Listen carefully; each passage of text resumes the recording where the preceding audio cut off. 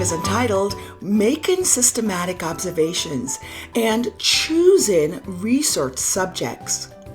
Observation is defined as the careful, close examination of an object, process, or other phenomenon for the purpose of collecting data about it or drawing conclusions.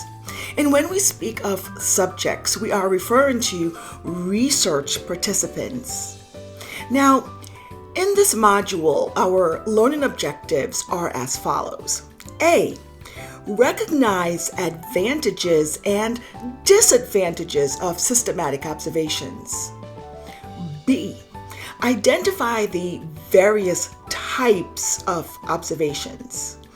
And C, explain how research subjects are chosen.